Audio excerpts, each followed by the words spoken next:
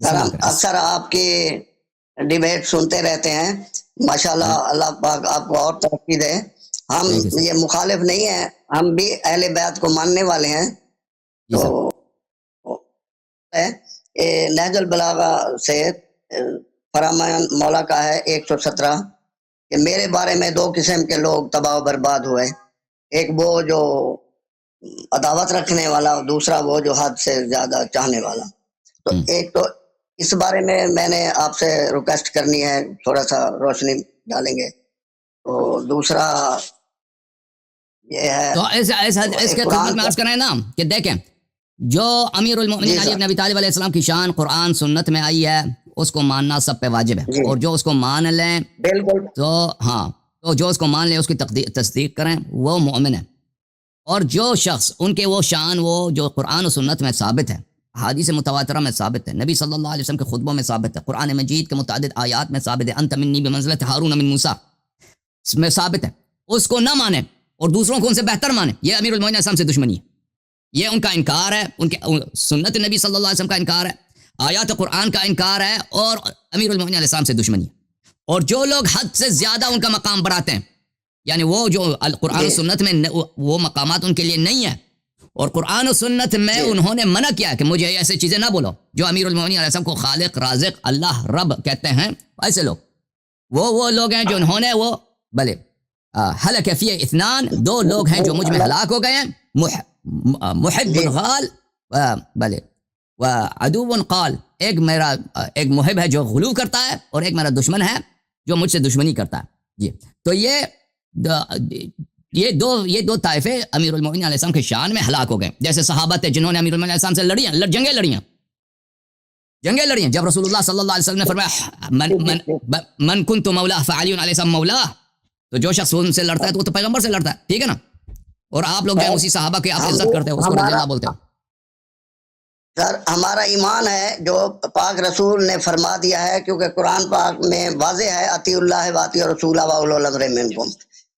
تو جو پاک رسول کے فرمان سے پھرے گا وہ تو رسول کی اطاعت سے گیا، وہ اللہ کی اطاعت سے گیا، وہ تو مرتد ہو گیا، وہ انسان بھی نہیں ہے. ہم مولا کو مانتے ہیں. ہم نے یہ اللہ پاک جیسے قرآن کی آیات ہے سورۃ نساء میں 59 کہ اطیع اللہ و اطیع الرسول و اولو الامر منکم، تو مولا کا فرمان ہے تم پر اطاعت بھی 156 پہ تم پر اطاعت بھی لازم ہے ان کی جن سے ناواقف رہنے کی بھی تمہیں معافی نہیں ہے. ہم مولا کو مانتے ہیں تو مولا کو فرمان کو بھی تو مانے، تو کی معافی نہیں ہے. تو آگے ہے خداوند عالم نے اپنے عدل و رحمت سے جس طرح دین کی طرف آواز آپ کی پر کٹ گئی ہے بزرگ حضرت، آپ کی آواز کٹ گئی ہے. دین کو تحریف سے محفوظ کے لیے کا نفاذ، تاکہ ہم اپنے اپنے دور میں تعلیمات الہی کو خواہش پرستی کی زد سے بچا کر اسلام کی صحیح احکام کی رہنمائی کرتا رہے. اور جس طرح شریعت کے مبلغ کی معرفت واجب ہے، اسی طرح شریعت کے محافظ کی بھی معرفت ضروری ہے، اور جاہل کو اس میں معذور قرار نہیں دیا جا سکتا، کیونکہ منصف امامت پر سدا ایسے دلائل و شواہد موجود ہیں جن سے کسی بھی بابصیرت کے لیے گنجائش انکار نہیں ہو سکتی. چنانچہ پیغمبر اکرم صلی اللہ علیہ وآلہ وسلم کا ارشاد ہے کہ جو شخص اپنے دور حیات کے امام کو پہچانے بغیر اس دنیا سے اٹھ گیا، اس کی موت کفر اور ضلالت کی موت ہے.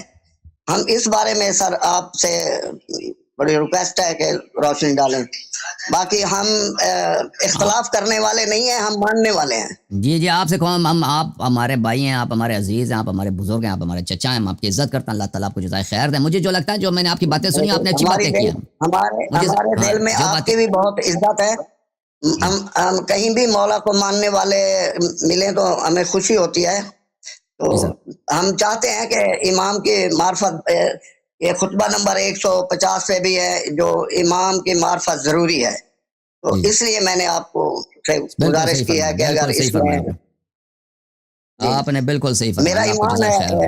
نہج البلاغہ پہ ایمان ہے، قرآن و حدیث پہ ایمان ہے ہمارا، اہل بیت کو کون نہیں مانتا؟ صحیح صحیح فرما رہے ہیں، اللہ آپ کو جزائے خیر دے، بلکہ اللہ آپ 12 کو امام سلامتی کو دے، ہم 12 امام کو مانتے ہیں۔ اللہ آپ کو عزت دے میرے عزیز، اللہ آپ کو سلامتی دے، تھینک یو میرے بھائی، اوکے جناب، اللہ آپ کو سلامتی دے، تھینک یو۔ جی اگر آپ اس پر روشنی ڈالیں تو مہربانی ہوگی۔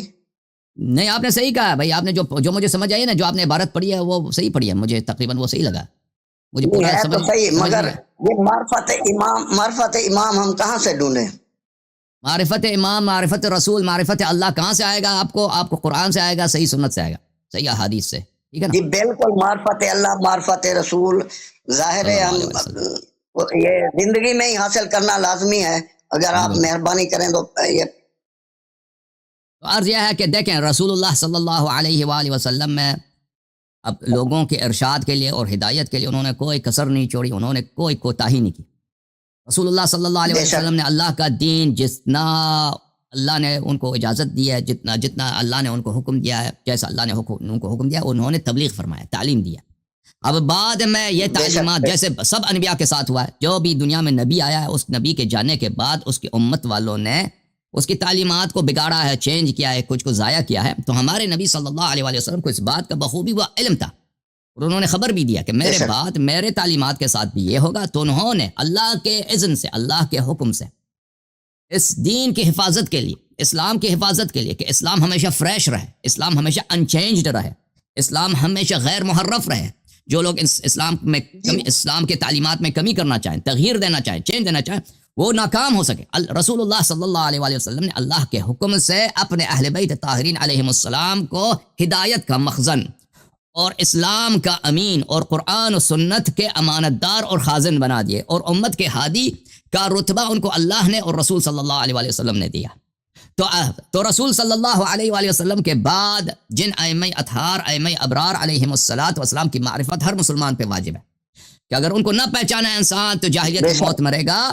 وہ حضرات ہیں جن کا مرتبہ وہی ہے جو اللہ تعالیٰ نے رسول اللہ صلی اللہ علیہ وسلم کو عطا کیا تھا، سوائے مرتبہ نبوت اور تلقی قرآن مجید۔ باقی سب مقامات ائمہ اطہار اہل بیت علیہم الصلاۃ والسلام کو حاصل ہیں، اور الحمدللہ امت کی جتنے فرقے ہیں وہ سب کے سب اہل بیت علیہم الصلاۃ والسلام کے فضائل اور ان کے مناقب اور ان کے علم، ان کے تقوی کا اعتراف کرتے ہیں۔ بہت سارے مخالفین ان کے عصمت کا بھی اعتراف کرتے ہیں، لیکن اگر کوئی عصمت کا اعتراف نہ کرے، کم از کم ان کے شان کے متعلق سوائے تعریف کے، سوائے مدح کے، کسی فرقے کے پاس کچھ بھی نہیں ہے۔ تو ائمہ اطہار میرے محترم ناظرین آپ کے نبی صلی اللہ علیہ وسلم کے اوصیاء ہیں، اور آپ پوری امت کا اجماع ہے ان کے فضائل پر، ان کے علم پر، ان کی تقوی پر، ان کی ہدایت پر۔ تو یہ واضح بات ہے، اور دلائل بھی بہت زیادہ ہیں الحمدللہ۔ یہ سیاست کی وجہ سے بعض لوگ، جو اسلام میں سیاست ہوئی ہے، خلافت کا غصب ہوا ہے، اس کی وجہ سے امامت کا غصب ہوا ہے، کیا ہوتا ہے کہ ان کے بعض مراتب کا انکار کیا جاتا ہے، جیسے مرتبہ امامت، مرتبہ خلافت، مرتبہ عصمت ہے، اور کس کے لیے؟ تاکہ ابوبکر عمر کی اور عثمان کی خلافت بن جائے۔ تو ابوبکر عمر کا ہم نے بتا دیا نا کہ چیلنج یہی ہے کہ خلافت تو دور کی بات ہے، علم تقوی دور کی بات ہے، اگر کوئی مرد بنے جیسے مولوی حضرات ہیں، سپاہی صاحبہ وغیرہ، کہ ان کا اسلام ادھر ثابت کریں تو بڑی بات ہے۔ تو عرض یہ ہے کہ تو بات ہی ختم ہے، جب اسلام اپنے ائمہ کے اسلام ثابت کرنے سے قاصر ہیں، اور انہی کی وجہ سے کہ جن کا اسلام ثابت کرنے سے قاصر ہے، ان کی خلافت ثابت کرنے کے لیے بدیہیات کا انکار کرتے ہیں، ائمہ طاہرین علیہ السلام کا عصمت کا انکار کرتے ہیں، ان کی امامت کا انکار کرتے ہیں۔ تو واضح ہے کہ یہاں پر آرگیومنٹ کا کوئی مقام ہی نہیں ہے، مجادلے کا کوئی مقام ہی نہیں ہے، یعنی حق اتنا واضح ہے، اوضح من الشمس، جیسے سورج واضح ہے اس سے زیادہ واضح ہے۔ یا رسول صلی اللہ علیہ وآلہ وسلم جیسے انہوں نے فرمایا، من کنت مولا فهذا علی علیہ السلام مولا، علی ولی کل مؤمن من بعدی، علی علیہ السلام کنفسی، فرمایا انت منی بمنزلت ہارون من موسیٰ، آئے ہائے ہائے، بمنزلت ہارون من موسیٰ۔ اور بھائی کوئی بنی اسرائیل میں ہے کہ ہارون کے ہوتے ہوئے وہ خلیفہ بن سکے؟ بھائی نہیں ہو سکتا، یہ کفر ہے، یہ کفر ہے۔ تو عزیزو ختم ہے مسئلہ، نزاع کا کوئی بات ہی نہیں ہے۔ انشاءاللہ میں چاہتا ہوں کہ میرے جتنے مسلمان بہن بھائی ہیں اللہ کے دین میں پوری طرح داخل ہو جائیں، اور اللہ کے دین میں پوری طرح داخل ہونا یہ ہے کہ اس امت کے جو فرعون ہیں، اس امت کے میں جنہوں نے دین میں بدعتیں داخل کی، ان سے تبرہ کا اظہار، اور اس امت میں جو رسول صلی اللہ علیہ وسلم کے حقیقی خلفاء ہیں ان کی خلافت و امامت کا اقرار کریں۔ جی سر، بزرگ کچھ فرمانا چاہ رہے تھے۔ الحمدللہ امامت پہ پورا یقین، امام ہے، اہل بیت پہ پورا ایمان ہے. اگر کوئی مخالفت کرتا ہے تو وہ خود اپنا جواب دے گا. ہم نے بالکل اپنا جواب دینا ہے اللہ کے حضور، اللہ کے رسول کے حضور. بالکل صحیح تو فرمایا. بات اتنی ہے، ہم کسی کو برا نہیں کہتے، جہاں کہیں بھی ہے ٹھیک ہے. ہمیں تو اپنی آخرت، اپنی عاقبت چاہیے نا. بالکل صحیح تو فرمایا. بالکل. باقی معرفت امامت، ایک تھوڑی سی ریکویسٹ اور بھی ہے میری آپ کے ساتھ. جی سر، جی کہ خلافت اور امامت کو آپ نے ملا کے بات کرتے ہیں. میری سمجھ کے، میری ناقص عقل کے مطابق خلافت ایک دنیاوی عہدہ ہے، امامت تو بہت بڑا عہدہ ہے. تو خلافت سے تو مراد ہم میں- حکومت نہیں لیتے نا. جب میں خلافت کہتا ہوں نا، خلافت کہتا ہوں، تو بہت دفعہ خلافت سے لوگ حکومت سمجھتے ہیں. اور یہ ایک خلافت کا یہ ایک ایسا معنی ہے جو اب بن چکا ہے. یہ حقیقی معنی نہیں خلافت کا. دیکھیں، انت منی بمنزلت ہارون من موسیٰ اخلفنی فی قومی. موسیٰ علیہ السلام ہارون کے جانشین ہیں. موسیٰ کا کوئی حکومت ہی نہیں تھا بیچارے کا. حضرت موسیٰ علیہ السلام کی کوئی حکومت نہیں تھا. قال لا ما املکو الا نفسی و اخی. کوئی میری اس کی حکومت ہی کیا ہے؟ وہ صرف ایک ہی آدمی اس کے ساتھ ہے جو حضرت ہارون علیہ السلام ہے. کوئی اس کے ساتھ ہے بھی نہیں. تو عرض یہ ہے، خلافت سے مراد ہم کیا لیتے ہیں؟ جانشینی پیغمبر. رسالت میں آپ صلی اللہ علیہ وسلم کے بعد اس امت کا لیڈر کون؟ چاہے آپ اس کو خلافت کا نام دے دیں، چاہے اس کا نام آپ جانشین کہتے ہیں. رسول صلی اللہ علیہ وسلم کے بعد امت کا ہادی کون ہے؟ امت کا سربرست کون ہے؟ امت کا لیڈر، قائد کون ہے؟ اس کو چاہے آپ خلافت کہہ دیں، چاہے امامت کا. اگر ان معنوں میں لے لینا تو واضح ہو جاتا ہے کہ خلافت ان معنوں میں دنیائی مقام نہیں ہے. ان معنوں میں خلافت ایک آسمانی، ایک روحانی، ایک دینی، ایک مقدس مقام ہے. جی اللہ یاری صاحب، میری ریکویسٹ ہے، جی متبانہ گزارش ہے کہ جی ہم صاحب. نے نہج البلاغہ پڑھی ہے کہ دین کو تبدیل و تحریف سے محفوظ رکھنے کے لیے امامت کا نفاذ. خلافت بالکل پہ تو لڑائی ہے. خلافت اگر کوئی اول مانے یا چوتھا، امام کا درجہ ہماری نظر میں تو بہت بلند ہے. صحیح امام فرمایا. پاک تو نبی پاک صلی اللہ علیہ وسلم پورا دین کے محافظ ہیں. جس طرح بالکل شریعت کے مبلغ کی معرفت ضروری ہے، اسی طرح دین کے محافظ کی بھی معرفت ضروری ہے.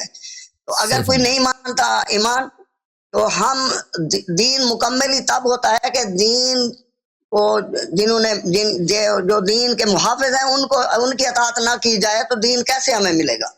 بالکل صحیح دین تو فرمایا. ملنا ہی حضور کے گھرانے سے ہے. بالکل صحیح فرمایا. تو بالکل صحیح یہ فرمایا. صرف معرفت امامت پہ ہمارا یہ ہے. ہماری اتنی ریکویسٹ کہ معرفت امامت پہ ہمیں کوئی اگر مہربانی ہو سکے. دیکھیں، معرفت امام علیہ السلام کے متعلق میں انشاءاللہ تبارک و تعالیٰ ابھی کچھ سیریز بھی چل رہا ہے اسی یوٹیوب چینل پہ. اور انشاءاللہ میرے نیت بھی یہی ہے کہ میں 15 شعبان سے پہلے کچھ تقاریر کروں معرفت امام علیہ السلام کے موضوع پر. انشاءاللہ اس میں بہت ساری باتیں آپ کو یاد میں آ جائے گا. Okay, thank you. صحیح ہے. بہت ٹھیک ہے، عزت میں بخشی دوبارہ آپ آپ سے ٹائم دوں گا سر. میں دوبارہ انشاءاللہ آپ کو حتماً. تکلیف دوں گا. مہربانی کرنا ٹائم دے دینا سر. انشاءاللہ حتماً. ٹھیک ہے. آپ اللہ بڑے آپ کو- عزیز ہیں، آپ بڑے عزیز ہیں. اللہ تعالیٰ آپ کو عزت دے. Thank you sir. اللہ تعالیٰ آپ کو جزائے خیر دے میرے بھائی، میرے استاد محترم. اللہ تعالیٰ کے بارگاہ میں دعا ہے کہ پروردگار عالم انشاءاللہ تبارک و تعالیٰ آپ کو صحت و عافیت عنایت کرے.